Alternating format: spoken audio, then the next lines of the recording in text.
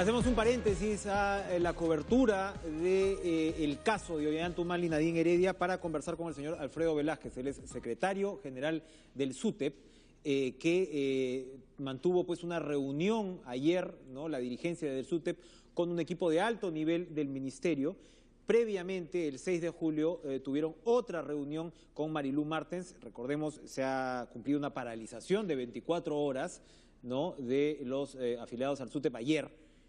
Y hay una serie de exigencias que ellos demandan, entiendo yo, sobre todo centradas en el tema de las remuneraciones y en el tema de posponer las evaluaciones que les tocaban a los maestros este año.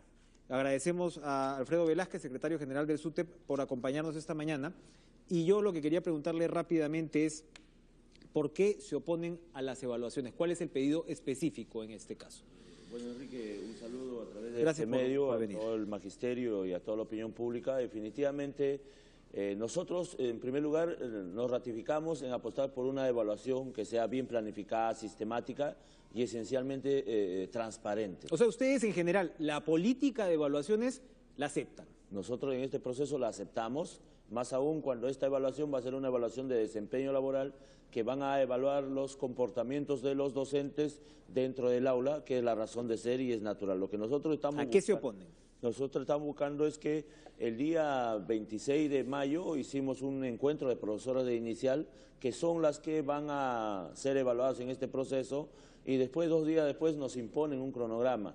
Y eso definitivamente ha causado una reacción. ¿Cuál es el cronograma? El cronograma es que empieza el 17 de julio, la evaluación de profesores de educación. Lo cierto es que los directivos, que van a ser los que van a evaluar, han pasado por un proceso de algunas horas, de 28 horas, de diplomado. Muchos de ellos no han sido acreditados.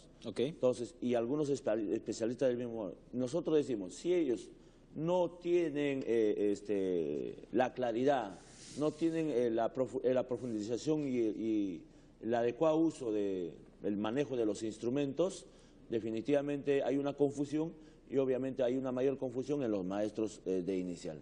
Entonces, con la ministra el día 6 quedamos de que definitivamente es importante ese proceso de evaluación, pero antes de la evaluación debe haber un proceso de información, de masificación y de capacitación o actualización. Entonces, en ese sentido, estamos diciendo y estamos pidiendo, y los maestros han indicado, que definitivamente ese proceso de actualización, tanto para los directivos como para los docentes, debe darse antes de la evaluación. ¿Quieren un tema adicional de capacitación antes de la evaluación? La evaluación, me dice, está programada para el 17 de julio. Para el 17 ¿Ahorita? Ahorita nada más, la próxima semana. ¿Y esto sigue adelante? A partir de sus conversaciones con la ministra de Educación y con la alta plana del Ministerio de Educación, ¿qué se ha concluido? El día 6 de julio, la ministra, hemos tenido más o menos cerca de 3 horas, le hemos dicho, señora ministra, es importante poner énfasis en el proceso de capacitación y actualización, sabiendo que nosotros también habíamos firmado los compromisos con el gobierno el año pasado, y dentro de una de las prioridades decía que definitivamente se tenía que dar un programa de actualización para todo el magisterio. ¿Y qué respondió la ministra? La ministra en ese proceso ha estado analizándolo, están viendo este tema, no es un tema todavía cerrado. Ayer nos hemos reunido, hemos puesto énfasis en este proceso, hay todavía cierta dureza.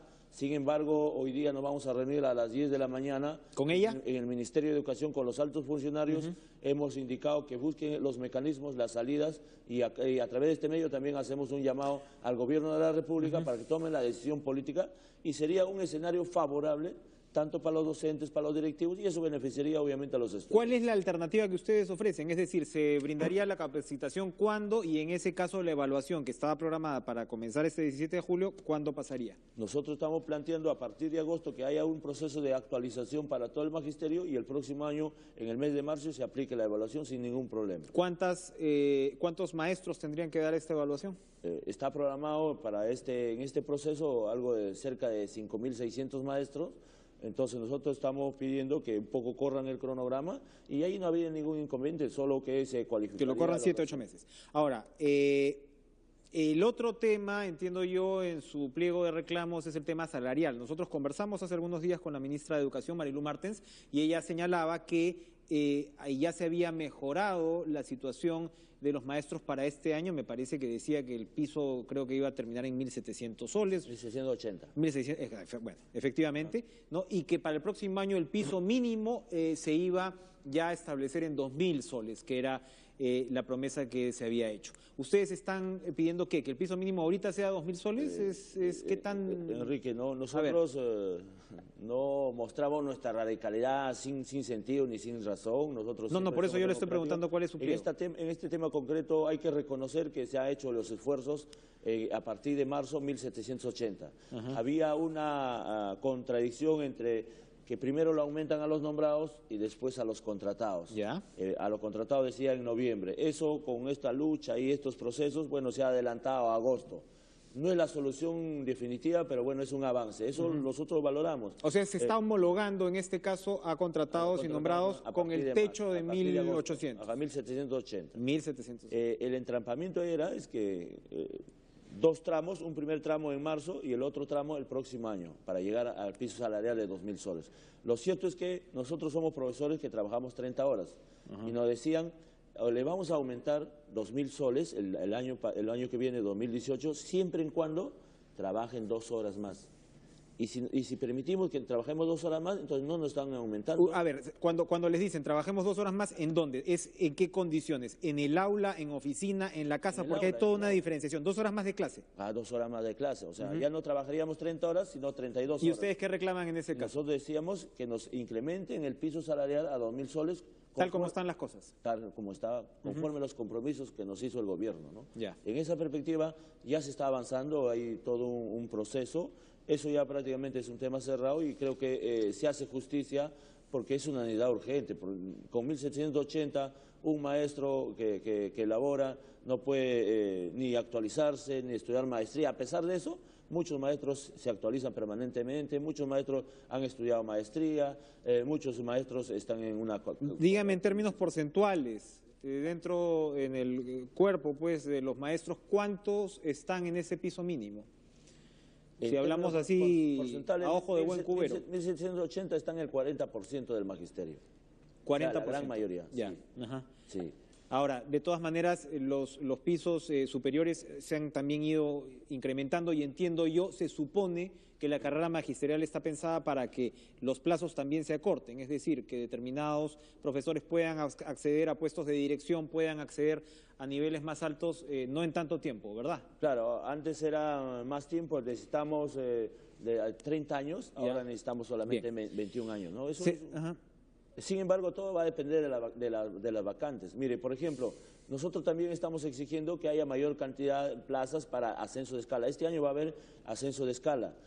Sin embargo, por ejemplo, para inicial, para postular a la 7ª escala, solamente hay una vacante. Se nos termina el tiempo. Yo quiero hacerle una pregunta muy rápida. La preocupación está muy centrada también en Cusco. Cusco cumple un mes de paralización por el lado de los maestros. ¿Ustedes apoyan esa huelga? Ustedes son el SUTEP, es el SUTE Cusco, quien se dice incluso que estaría pues vinculado al CONARE, a Pucallacta, que son facciones de conocida vinculación radical, incluso no con algunas correspondencias con quien defiende pues la ideología de Sendero Luminoso. ¿Qué opinan ustedes al respecto como SUTEP? Bueno, definitivamente para pertenecer al SUTEP, a la organización sindical, dice el estatuto, tienen que estar empadronados, como debe ser. Y los maestros tienen que respetar el estatuto y el reglamento. Nosotros el año pasado hemos ido a varios lugares del Cusco. Muchos maestros, como ustedes podrán ver en la banderola, dicen ser parte del SUTEP.